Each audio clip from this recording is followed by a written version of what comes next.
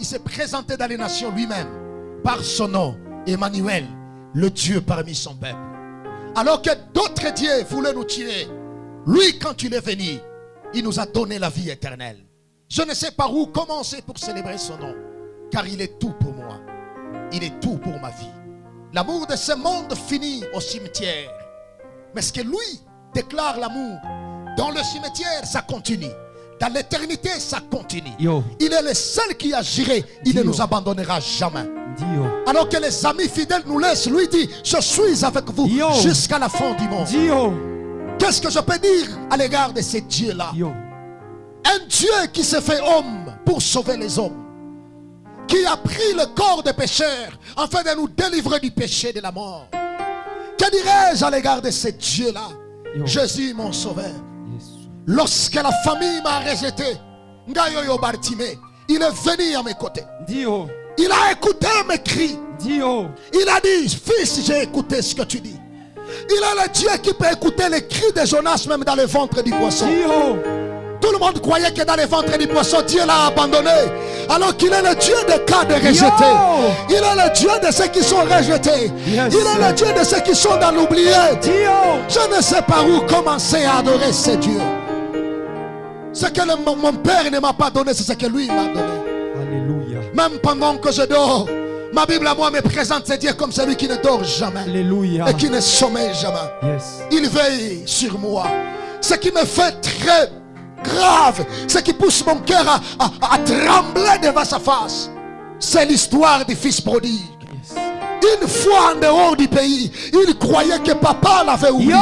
Alors que chaque matin, papa se levait au-dessus de la montagne. Il disait, où est-ce que mon fils viendra? Est-ce qu'il nous reviendra encore? Le Dieu de la Bible est merveilleux. Alors que j'étais dans les péchés, je croyais qu'il m'avait supprimé.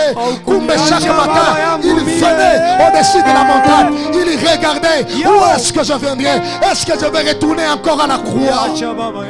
Alors que le monde m'a condamné, il m'a dit, ma fille, lève-toi et ne pêche plus. Amen. Ces hommes croyaient me terminer, me finir. Il a demandé une question très sage. Celui qui n'a jamais péché, qu'il soit le premier à jeter sa pierre sur ma fille. Juste juge. Le juste juge. Yo. Le rédempteur de mes péchés. Yo. Celui qui est avec moi même dans la vallée de l'ombre de la Niwe tout. celui qui ne m'a jamais jeté dans la gueule des lions. Niwe tout Jehova. Celui. Niwe tout Jehova. Celui Adonai, celui. Est-ce que quelqu'un peut commencer à regarder combien il est merveilleux? L'apôtre Paul comprenant ces choses, il a dit, onzeni muone maranga pibwana ni mwema. Aseme heri ule anayemtilia tumaini. Uko mwema Bwana. Il est bien. Uko mwema Quand Bwana. nous sommes à la fin, c'est là que lui commence. Quand nous sommes en train de finir, c'est là que lui commence avec. Kwenye nguvu yetu naisha Bwana naanza. Tu es tout pour nous. Uko yote juu yetu. Oh, barama shendelebo. Uko yote juu Wakupewa yetu. sifa na utukufu na heshima ni wewe, mwenye nguvu na uzima ni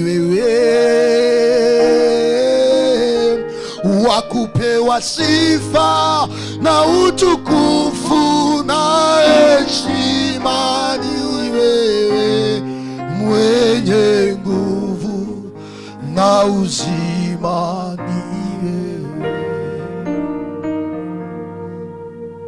Karamos. Gloire à toi Elohim. Gloire à toi Père. Marada shanda rabanis. Ni wewe. Mungu wa matendo makubwa. Wakupewa sifa. Na heshima ni wewe, mwenye nguvu na uzima ni wewe. Wakupewa sifa. Na utukufu na heshima ni wewe. Nguvu. Baba wewe na Na baba uzima. wewe baba Ni wewe. wakupewa Sifa. na utukufu Nguvu. na heshima ni wewe. wewe. Hey.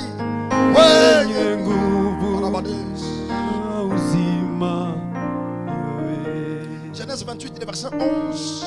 Mwanzo 28:11 yake. Lisons dans le nom de Jésus. Tunasoma kwa jina la Yesu. Je commence au verset 10. Naanzia kwa mstari wake wa 10. Jacob partit de Beersheba et s'en alla à Charan. Il arriva dans un lieu où il passa la nuit, car le soleil était couché.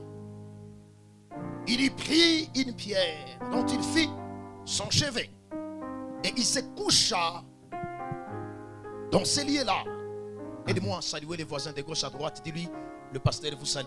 Nisaidie kusalimu jirani kushoto na kuume. Je croyais que tu allais lui serrer la main parce que nous ne sommes plus dans la période de Covid. Nilikoza utamu serrer la main parce que donne-lui la main, dis-lui, le pasteur vous salue. Alléluia. Est-ce que quelqu'un est avec moi? Tu peux faire ça? Mais tu n'es pas avec moi. Tu peux faire ça. Que Dieu te bénisse abondamment. De la même manière que tu le fais, je prie que le ciel te localise. La qualité de ton amen me dérange. Est-ce que tu peux me donner un amen bien? Que Dieu vous bénisse abondamment. Amen. Ce que nous sommes en train de vouloir enseigner ce matin, c'est un enseignement très capital. Ce qui va continuer avec nous jusqu'à la fin de ce mois. Nous l'avons intitulé comme suite Jésus-Christ, la pierre angulaire. Le thème de ce mois, c'est Jésus-Christ, la pierre angulaire. Jésus. Nous avons commencé à prononcer le pourquoi même du message de cette année. Parce que le grand message, c'est le fondement solide. Et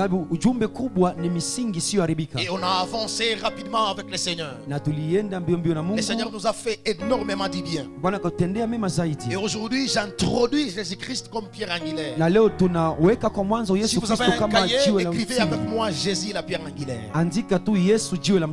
Écris avec moi Jésus la pierre angulaire. Que Dieu te bénisse abondamment. Que Dieu te bénisse abondamment. Les textes que nous venons de lire, c'est les textes qui nous parlent de l'histoire d'un jeune homme. Ce jeune homme est tellement spécial qu'il n'est pas comme les autres dans la Bible. La Bible l'a reconnu comme un jeune homme. Mais c'est aussi le troisième patriarche en Israël. Pour être patriarche en Israël, il faut mériter certaines choses dans le monde spirituel. Il faut détenir l'alliance de Dieu, être porteur de l'alliance. Et quand on porte l'alliance, on passe dans des moments difficiles. On passe dans les tests de Dieu. Et quand on a vécu les tests de Dieu, au finish, le Seigneur te met à part. Et il te proclame comme quelqu'un de si merveilleux. Les patriarches sont généralement comme de vieillards. Et pendant que vous allez comprendre dans les domaines de vieillards de la Bible, il y a deux, trois choses qui m'intéressent davantage. La première des choses, c'est leurs cheveux blancs. Vous allez comprendre avec moi la chevelure qui a la couleur blanche symbolise la sagesse. Et bien, bibliquement, pour être vieillard, il faut détenir d'abord la sagesse. Dommage, nous avons des personnes qui ont de l'âge mais qui ne détiennent pas de la sagesse. La maturité d'une personne n'est pas dans ses années. La maturité se cache dans sa sagesse. Deuxièmement, on reconnaissait un vieillard de la Bible par ses vêtements. Vous allez comprendre quand vous entrez dans la parole de Dieu, alors que Dieu a quitté Saül, il est parti chez la femme qui cherchait comment parler avec le mort. Et quand elle a évoqué le nom de Samuel, Samuel est revenu d'entre les morts. Et elle l'a vu Samuel. La femme a commencé à trembler. Saül lui pose la question: qu'est-ce que tu vois? La femme lui répond: je vois un Dieu qui remonte de la surface. Il porte un manteau. Ça veut dire la place des vieillards te donne la capacité de vivre comme un Dieu au milieu d'un peuple. Inakupa nafasi ya kuishi kama Mungu katikati ya binadamu. On en parlera dans les jours à venir. Tutaisemea kule mbele. Ndio. Sante Plobragadas. Yes. Mais il reconnaît le vieillard par ses vêtements. Lakini anajulikana mzee kupitia mavazi yake. Exactement le manteau. Kwa kweli koti yake. Parce que tu ne peux pas être un vieux, un patriarche sans manteau. Sababu hawezi kuwa mzee bila koti. Ce qu'on lègue au fils, ce n'est pas de l'argent. Kenye wanachiaka watoto sio pesa. L'héritage qu'on doit laisser au fils, c'est le manteau. Urithi tunapaswa achia watoto ni koti. Oh, t'as pas saisi de quoi je parle. Hakuelewa. Le manteau donne au fils la continuité de la mission du père. Koti inapatia wana kuendelea kwenye mzee Et quand alishia. Dieu est venu sur terre, Na wakati Mungu alikuja il nous a duniani, regardé. La bonne héritage qu'il allait nous donner, urithi yenye alipaswa ce tupatia n'était pas de l'argent. haikukuwa Il pesa. nous a donné sa gloire. Alipatia utukufu Parce que dans le yake. monde spirituel, Sababu ndani ya ulimwengu wa kiroho, les habits symbolisent la gloire. mavazi inamaanisha Alors si utukufu. un père peut donner le manteau au fils, Kama baba anaweza patia mwana wake et si koti, le manteau symbolise la gloire, na kama koti maana yake ça veut utukufu. dire que quand Christ est venu sur Na terre, wakati Kristo alikuja il ne nous a duniani, pas donné des choses. akutupatia vitu En viwili. nous donnant la gloire, Akutupatia il utukufu, nous a donné le manteau directement. alitupatia koti pale Or, pale. quand tu regardes quelqu'un qui porte un manteau, Wakati unaangalia mtu anayebeba tu koti, reconnais c'est qui quand tu vois son manteau. naona ni nani sasa, tunaona koti Les yake. gens du monde disent qu'on reconnaît le moine par son habit. Watu wa dunia wanasema Ce banajua qui me padiri kupitia bénit nguo dans cet yake. évangile, Kanibariki mwa injili. l'habit n'est pas premièrement pour le fils. Nguo sio kwanza ya L'habit wana, appartient au père. nguo ni ya baba Et quand kwanza. le père donne l'habit au fils, Na wakati baba anapatia le mtoto fils nguo, disparaît mtoto et anapotea le père renaît dans le fils. na baba anazaliwa tena ndani ya mtoto. Résultat, Matokeo, les amis du père deviennent les amis du fils. marafiki wa baba na L'héritage marafiki du wa mama. père devient l'héritage du fils. Urithi wa baba inakuwa urithi wa Ah non, mtoto. est-ce que je peux parler à quelqu'un? Aweza ongea na mtu Je asubuhi ya lève leo. ma main, je déclare. Ainua mkono yangu Celui qui a tangaza. besoin de Dieu, Mwenye iko na haja ya Mungu même s'il ne le verra pas, hata kama parce que hatamuona, tu portes l'habit de Dieu, sababu nabeba tu parce vazi ya que tu as Mungu, le manteau de Dieu, sababu kuna manto ya je prie qu'il Mungu. te reconnaisse comme un Dieu sur Naomba terre. kwa watu wakujue kama Mungu C'est ce duniani. qui a poussé le psalmiste Ndio kilimsukuma à mtunga dire Zaburi devant tout le monde, kusema mbele ya kila mtu, vous êtes de Dieu, Mungu wa mais Mungu, dommage vous mourrez comme des hommes. lakini ole mnakufa kama Pourquoi il watu. nous appelle de Dieu? Sababu anatuita wa Parce que Mungu, nous portons les manteaux de... tu tunabeba koti ya Mungu. Je lève ma main, je prie Nainua mikono que yangu le manteau natangaza de Dieu koti ya que tu as Mungu reçu le jour de ton baptême ulipokea siku ya batizo commence à yako, te donner l'identité de Dieu. ianze kupa anwani ya kimungu Devant les nations, mbele ya on te mataifa. reconnaîtra comme un Dieu. Atakujua kama On Mungu, te saluera comme un Dieu. atakusalimu kama Mungu. Est-ce que je peux bénir 23 personnes enseignées? 13 hapa. Sors des hommes. Toka kwenye Monte watu, dans la dimension de Dieu. panda mkiwango ya Un Dieu Mungu. parle et la chose arrive. Mungu anasemaka na jambo Un Dieu nafika. pense et la chose arrive. Mungu anawazaka na Je kitu lève ma nafika. main, je prie. Nainua mkono yangu Ta nasema, prière change ce matin. maombi nabadilika Ce que tu asubuhi ya vas leo. prier ce Kenye matin, utaomba à asubuhi ya cause leo, du manteau de kwa Dieu, sababu ya koti je ya prie que Mungu, ça arrive dans ta naomba vie. kuwa ifike ndani ya Ce maisha matin, yako. je le reçois. Je le reçois. Ce matin, je le Je reçois. le reçois. Avant d'aller très vite, troisième chose par rapport au vieillard. Mbele turuke mbio vitu tatu kulingana na mzee. Dans Apocalypse, on nous parle de 24 vieillards. Ndani ya Ufunuo wanatuambia juu ya wazee makumi mbili na Caractère nne. que je bénis Dieu à pouvoir lire. Tabia yake mimi nabariki Mungu C'est kwa kusoma. qu'ils étaient devant les trônes et sur les trônes. Balikuwa mbele ya kiti na kukiti. Mama yake na mama. Ils sont doublement positionnés. Sikia, biko na amani mbili bale wazee. Sur les trônes Biko kukiti et devant les trônes. na biko mbele ya enzi. Sur les trônes, ils étaient assis. Mbele ya enzi, Mais kwa enzi devant les balikuwa trônes, naikala. ils étaient debout. Mbele ya enzi balikuwa nasimama. Répète daddy. Je vais répéter. Ndio. Le vieillard de l'Apocalypse, Bazee Ufunuo ils étaient dans les trônes, balikuwa mbele ya enzi, dans les trônes, sur les ndani trônes, ya enzi, juu et ya enzi, devant les trônes. na balikuwa mbele ya enzi. Sur les trônes, ils étaient assis. Sasa pa juu ya enzi Devant les balikuwa trônes, naikala. ils étaient debout. Mbele ya enzi balikuwa nasimama. Pour gagner l'humanité, Juu ya kuweza dunia il faut savoir être debout à un moment inabidi kujua kusimama wakati et fulani savoir se mettre à un moment. na kujua kuikala wakati fulani. Très profond.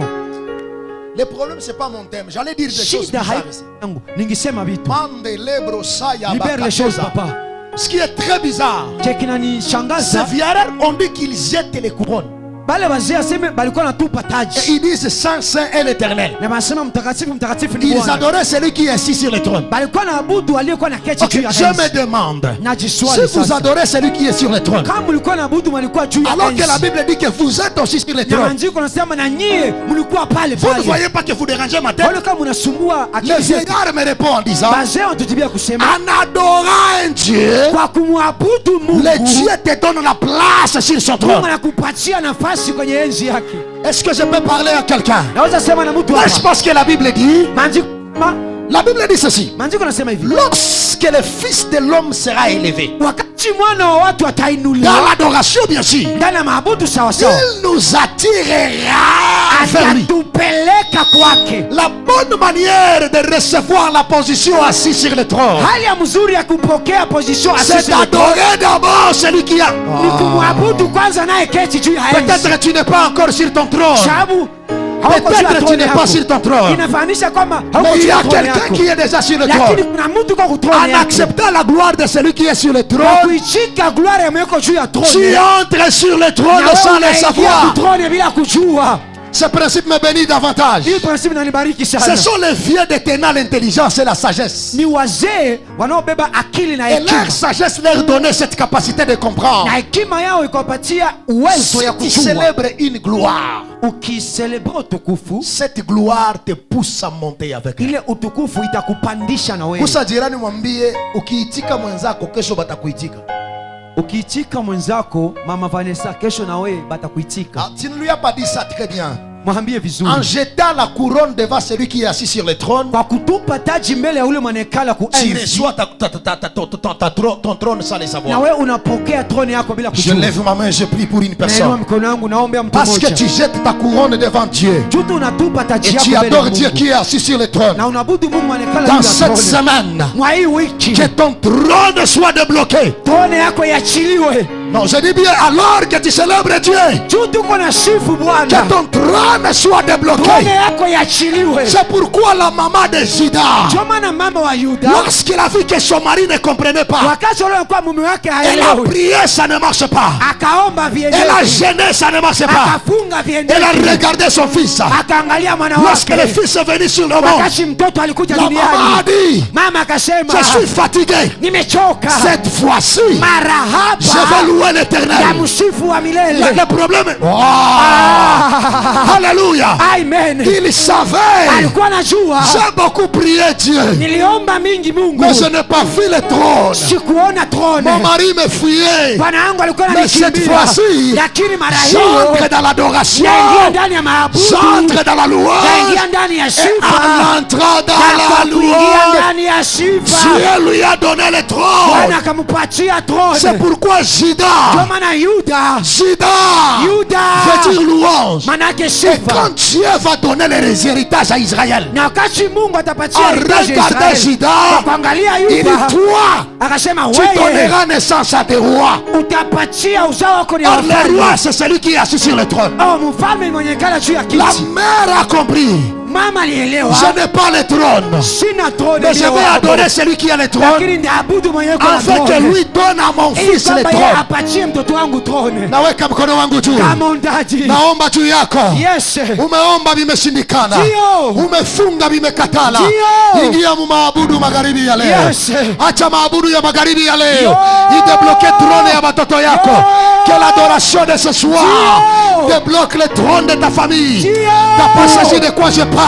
Donne-moi un amen que je prononce des oracles. Que l'adoration de ce soir débloque le trône de ton mariage. Si ton mari ne t'écoute pas, entre dans l'adoration. Adore celui qui donne le mari. Adore celui qui a conçu le mari. C'est en adorant le Dieu qu'il te donnera le trône de ton mariage. Gusa jirani mwambie Jacob c'est un patriarche. Jacob ni mzee. Gusa jirani mwambie Jacob ni mzee. Mwambie haiko mwenzetu, ni mzee. Haiko mwenzetu ule baba, ni mzee kabisa. Anakomala kichwa. Anakomala kichwa. Ndio maana ni mjanja. Ndio. Jacob n'est pas un homme de foi. C'est vraiment un patriarche. Ni mzee kabisa. Anaeneza condition. Anastahili mzee. Il a appris à devenir vieux avant d'avoir les cheveux blancs. Alijifunza kukuwa mzee kabla hivi hajatoka. Seigneur, donne-moi l'intelligence, celui de Jacob. Mungu nipatie akili sawa na Yakobo. Donne-moi la sagesse de Jacob. Nipe hekima ya Yakobo. Aïe aïe aïe aïe, je prie que Dieu me donne la sagesse de Jacob. Mungu anipatie hekima ya Yakobo. Lève ta main, dis je le reçois aussi. Naipokea nami.